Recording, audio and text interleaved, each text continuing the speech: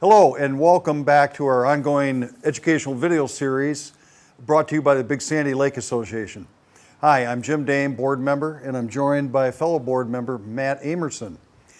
Today's video is going to be discussing a compound that's really quite important on a lake and its tributaries if the levels get too high, and I'm speaking to the compound called phosphorus. So fortunately we have two subject matter experts on our board, Dick Beatty and John Pilney. And they've been spending the last several years measuring, monitoring, reporting our phosphorus levels, not in just the lake, but also tributaries that feed into Big Sandy. So without further ado, we're going to turn it over to John and get this started. The collection of water quality data on the Big Sandy Lake was initiated in the 1980s when the Corps of Engineers annually sampled water in the Webster Bay, the Bellhorn Bay, and the main basin of Big Sandy. In 2022, the Minnesota Pollution Control Agency listed Big Sandy Lake as an impaired body of water because of the total phosphorus levels exceeded the standard, and the standard was 10 parts per million or 10 nanograms per gram. As a result, the U.S. EPA required that the state of Minnesota, mainly MPCA, would complete a report that was called Total Maximum Daily Load. And that was aimed at trying to identify all the sources that would add to total phosphorus coming into the lake so that in the future we could say, these are what these sources are. They need to be controlled to this level, and the discharges should not be over these levels, or else the Big Sandy Lake will exceed the state standards. In the early 2000s, we were, the Lake Association members collected water and sediment to be analyzed. The data were used by a firm called Bar Engineering, a firm contracted by the state to produce this TMDR report. The report provided insight into the sources of phosphorus, and that could be later evaluated for additional significant loading to the lake. Two potential sources identified were the Prairie River and Sandy Rivers, which were found to have phosphorus levels up to 3 times higher than the state standard.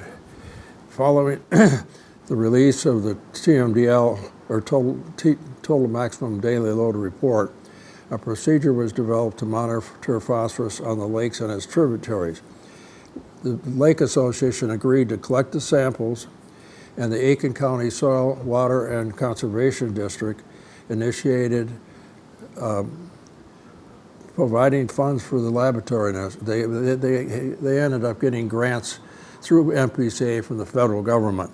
7 years later, however, those grants ran out, and the Lake Association decided we would continue to do the sampling and would also pay for the analytical cost.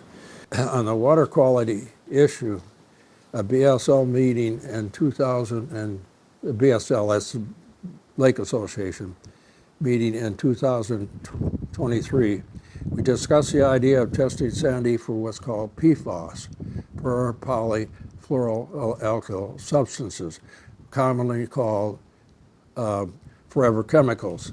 We decided to work with MPCA, Minnesota Pollution Control Agency, and have their team sample the lake, and then the analysis done at Pace Labs in Minneapolis. To do the analysis, they caught 11 walleye fish out of Big Sandy Lake. 9 of the fish had concentrations of PFSAs, but all less than 1 part per billion. And the 10th one had one that was PFSA that was 1.03. Those are extremely low numbers, and the state of Minnesota said we are fortunate to have such low numbers, and that there is no evidence of any direct discharges of those compounds into the lake, but it was all probably brought by air transmission and settled out from the air, and that's where it came from. My name is Richard Beatty. I'm a board member at the Big Sandy Lake Association. I'd like to talk about where we sample, how we sample, What are some of the results and maybe some of the things that we can do to, as a lake association, we're recommending people do to solve the phosphorus problem, or at least improve the phosphorus problem on the lake. In terms of where we sample, as John mentioned, there was 3 sites set up by the Corps of Engineers. That was in the main basins, Webster Basin, and Bellhorn Bay Basin. After the Lake Association took over the sampling process, we increased it to sample at the 2 main sources that were identified as sources for phosphorus coming in the lake at the 2 rivers. So we go to the mouth of those rivers and sample there. That's the way we sampled up until about 3 or 4 years ago, and at that point we decided maybe we should try and, we know material is coming in those rivers, but where is that material introduced into the river? So we started sampling upriver from it. So we, right now we have the 3 basins that were originally sampled, the mouth of the Sandy River, the Prairie River, and then we have 2 additional sampling sites up the Prairie River and 3 on the Sandy River. In terms of how we sample, there's 2 types of samples we take, the integrated sample and a grab sample. Okay, this would be an example of what we would do in the deeper, where we have at least 15 feet of water. It's called the integrated sample. All this is a white tube, about 12, 15 feet long, and assuming I'm on the side of the boat, or the edge of the boat, I would slowly lower this down into the water. Once I get down to the water's edge, I cork it and then lift it up, and I maintain the column of water in the tube, which we would then take over to a collection device and empty it in, and that's how we get our water sample. Okay, now the areas where we can't get a boat into the site, usually in upstream in the rivers, what we take is a grab sample. Other people would call it a bucket sample. Essentially, we would just stand on the bridge, kind of in the middle of the bridge, drop this in, and scoop it up, lift it up, and there's our sample.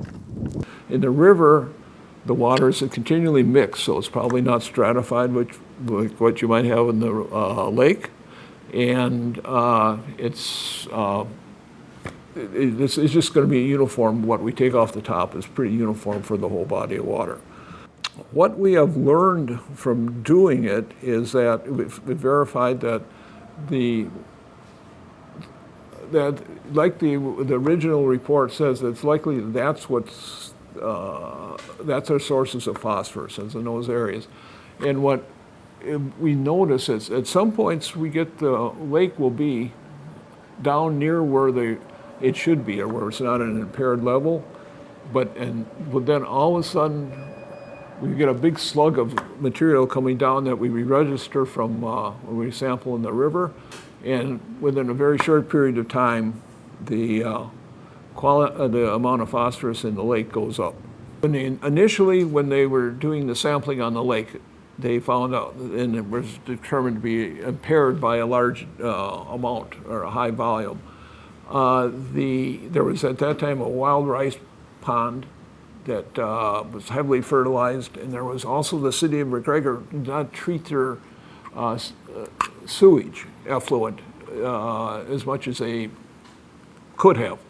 So we talked to both people. The wild rice bed was taken out of operation, and they no longer had this huge influx of heavily fertilized water coming into the river. And in addition, the city changed their practices, and they lowered the concentration of phosphorus that was discharged. And eventually it was discharged into a wetland area, which eventually drained into the Big Sandy. When both of those systems were put into place, we noticed that there was a significant drop in the amount of phosphorus that was found in the lake. And that's one reason why we're trying to go upstream and find, if we look at mile 3 and look at mile 4, if mile 3 has a lot more phosphorus in it, we know there's something that's happening in that mile 3 that is increasing the amount of phosphorus, and that's the ideal for this. unfortunately, we have to, we're limited to where we can go because of the access to it. And we only can get about 4 miles away from the lake before we run into where these streams, the Sandy River probably drains a huge area. It goes all the way into 2 counties over. And so, but it goes to very rural areas where there's a lot of private land with livestock and things like that. They're probably contributing a significant amount of phosphorus to the water, but we can't really sample in those areas. So what I've talked about so far are external sources of phosphorus that we have to be concerned about, but there's also internal, associated mainly with things that are happening directly on the lake. It's fairly common now to have a very manicured lawn around the lake, and which entails normally a high amount of phosphorus or fertilizer being put on the material. What we're trying to do as a lake association is to minimize those areas, or at least put some type of a vegetative buffer between the lawn area and the lake that would absorb the amount of sediment and material, phosphorus material coming in. The other source that comes from maybe the lake residents is malfunctioning septic systems. So like we encourage people to have their septic systems being tested and make sure they're functioning correctly. We have the 2 types of external and internal contamination. In the future, we really don't have much ability to regulate externally because we have no regulatory authority like PCA does. We do work with the people around the lake to try to minimize what the local residents could potentially be adding to the lake. I think with all those things, we have substantially lowered the amount of phosphorus based from the initial sampling that took place 30 years ago to right now. And I think with the proper amount of getting the local residents to minimize their potential, and then also working with the regulatory agencies when we can find some sources that are coming in that we come to an agreement with the regulatory agency, the source, and ourselves that, trying to minimize the amount that they're turning in. I think we can do some pretty substantial things to the lake, improvement-wise. Well, I hope you found this video both enjoyable and informative. I invite you to look at our Big Sandy website. We've got a number of other educational videos on a whole lot of interesting topics. They're all only about 10 to 13 minutes in length, closed captioned. If you're not a Big Sandy Lake Association member, I would encourage you to consider becoming one. It's a very modest, tax-free deductible investment. It helps us further become better stewards of this beautiful resource that we call Big Sandy Lake. Thanks for watching.